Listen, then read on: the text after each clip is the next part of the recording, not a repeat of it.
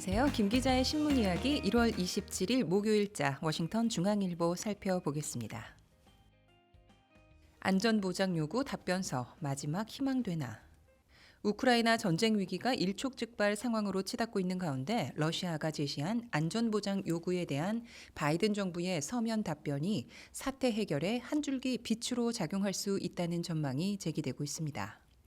1962년 10월 쿠바 위기 당시 미국과 소련 수뇌부가 상대 입장에서 바라보는 합리적 추론으로 해결책을 제시해 전쟁을 막았던 것처럼 외교적 타협으로 우크라이나는 물론 유럽을 파국으로 몰고 갈 수 있는 전쟁 위기를 해결할 수도 있는 게 이번 안전보고 요구에 대한 미국 측의 답변서라고 하는데요. 미국과 러시아가 외교적 타협을 통해서 이 문제를 해결하려는 움직임을 보이고 있다 하는 내용을 싣고 있습니다. 옆에 기사 보겠습니다. 워싱턴 지역 주택가격 상승률 전국 최저. 작년 11월 워싱턴 지역 주택가격이 두 자릿수 상승세를 이어갔지만 이전보다는 상승률이 둔화됐으며 다른 대도시권에 비해서도 매우 뒤처지는 것으로 나타났습니다. S&P 케이스실러 전국 주택가격 지수에 따르면 작년 11월 워싱턴 지역 주택가격 상승률은 전년 동월 대비 11.1% 상승해 종합지수 283.66을 기록했습니다. 이 케이스슐러 주택가격지수는 전국 20개 대도시를 대상으로 주택가격 동향을 매달 조사하는 아주 공식력 있는 지수인데요. 워싱턴 지역은 1년 전보다 11.1% 상승한 것으로 나타났는데 다른 20개 대도시에 비해서 상승률이 가장 낮다 하는 내용의 기사입니다. 아래 기사 보겠습니다. 1년 넘게 공석이던 주한 미국 대사에 필립 골드버그 주 콜롬비아 미국 대사가 내정됐다는 기사입니다. 필립 골드버그는 오바마 행정부 당시 강력한 대북 제재를 밀어붙였던 사람인데 주한 미국 대사로 내정된 것으로 알려졌습니다. 옆으로 가보겠습니다. 식비 절약 전쟁 수준, 패스트푸드도 비싸서 못 먹는다. 최근 웬만한 패스트푸드 체인점의 한 끼 식사 가격이 $10를 넘어가고 있습니다. 맥도날드에서도 밀 세트가 $10 이상입니다. 최근 맥도날드 등의 밸류밀 가격조차 급등세를 보이고 있는데요. 파파이스 치킨의 빅박스 딜은 4년 만에 복귀했지만 $5가 넘고 매장 내에서 주문하거나 드라이브 스루를 하면 $1가 추가됩니다. 식비가 계속 오르니까 패스트푸드도 덩달아 오르는 추세여서 식비를 줄이는 여러 가지 방법들을 궁리하는 것이 가게에 도움이 된다 하는 내용 담고 있습니다. 3면 기사 살펴보겠습니다. 연방 공무원 임금 5.1% 인상한 추진. 제리 코널리 연방 하원 의원이 2023년 연방정부 공무원 임금을 평균 5.1% 인상할 수 있도록 규정한 연방 소득률 조정 법안을 상정했습니다. 코넬리 의원은 하원 의회 정부감시 및 개혁소위원회 위원장을 맡고 있습니다. 법안에 의하면 일반 인상률 4.1%와 지역수당 인상률 1% 등 5.1%가 적용됩니다. 문제는 제리 코넬리 연방 상원 의원이 이 법안을 8년 동안 매년 상정했다는 건데 한 번도 통과된 적이 없었습니다. 연방 정부 형편상 5.1%를 올린다는 건 불가능하기 때문인데요. 그럼에도 불구하고 코넬리 의원이 계속해서 이 법안을 상정하는 이유는 자신의 지역구 주민 중에 연방정부 공무원이 많기 때문인 것으로 해석되고 있습니다. 이번 주말 폭설 가능성. 이번 주말 워싱턴 지역을 포함한 대서양 연안 지역에 강풍을 동반한 폭설 예보가 나왔습니다.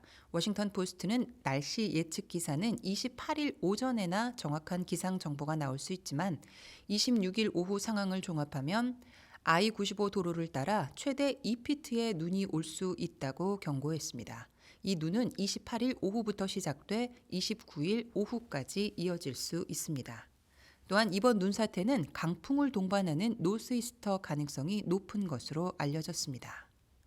이번 금요일 주말에 폭설이 내릴 가능성이 제기되고 있습니다. 노스이스터는 주로 대서양 연안에서 발생하는 비열대성 폭풍으로 강풍을 동반한 폭설이나 폭우로 많은 피해를 낳는 것으로 알려졌는데요. 폭설 사태에 대비해서 만전을 기해야겠습니다. 다음 기사 보겠습니다. 종전선언 반대 집회 개최. 비영리 민간단체 파워스테이션이 한미 양국 정치인들과 한인들을 중심으로 문재인 정부가 추진하는 종전선언 공식 반대 집회를 가졌습니다. 파워스테이션 워싱턴은 핵을 포기하지 않고 계속적인 미사일 도발을 하고 있는 북한과의 시기상조인 종전선언이 70년 넘게 굳건히 유지되어 온 한미 동맹을 심각하게 위협하며 북한 정권의 인권 탄압을 눈감아주는 잘못된 정책이기 때문에 이러한 집회를 개최했다는 취지를 밝혔습니다. 사면으로 넘어가겠습니다. 마스크 전쟁에 아이들만 서럽다. 버지니아주 신임 글렌 영킨 주지사의 행정명령으로 지난 24일부터 공립학교 마스크 의무화가 금지됐지만 최대 교육학군인 페어팩스 카운티 교육부 등 7개 카운티 교육당국이 이에 반발해 영킨 주지사의 행정명령에 대한 가처분 신청을 했습니다. 이런 가운데 라우든 카운티 내 일부 학교를 비롯한 버지니아 주 내 여러 학교에서는 마스크를 쓰지 않고 등교한 학생들을 학교 내 강당과 도서실에 격리한 채 제대로 된 수업도 시키지 않아 논란이 되고 있습니다. 이에 교육당국과 주정부의 힘겨루기에 애꿎은 학생들만 피해를 본다는 주장이 제기되고 있어 논란이 일고 있다 하는 내용 담고 있습니다. 페어팩스 카운티 보조교사 모집. 버지니아 페어팩스 카운티 교육청이 대대적으로 보조교사를 모집합니다. 신규 단기 보조교사 초임은 시급 17.79달러, 장기 보조교사는 23.91달러입니다. 당국에서는 2월 2일, 9일, 16일, 23일 온라인 정보 제공 세션을 마련하고 적극적인 구인 활동을 펼치고 있습니다. 보조교사 지원은 인터넷 웹페이지를 통해서 할 수 있고 보조교사 지원을 위해서는 이력서와 대학 학부 30학점 이상 이수 증명서가 필요합니다. 개 실험 관련 법안 10건 무더기 상정. 버지니아 상하원 의회에 의학 연구를 위한 개 번식 요건을 강화하는 법안이 10개나 올라왔습니다. 윌리엄 스탠리 주니어 상원의원이 연방동물복지법에 저촉되는 인물의 개와 고양이 번식 및 거래를 금지하는 법안을 상정했습니다. 이 법안이 제출되게 된 배경에는 상업적으로 동물 실험 관련 연구소에 개나 고양이 같은 애완동물을 납품하는 기업을 규제하기 위한 법안입니다. 다음 메릴랜드 뉴스가 실린 5면 살펴보겠습니다. 메릴랜드 코로나 사망자 최대 기록. 올 초부터 25일까지 메릴랜드 코로나 감염 사망자가 1,475명으로 이미 기존 기록을 넘어섰습니다.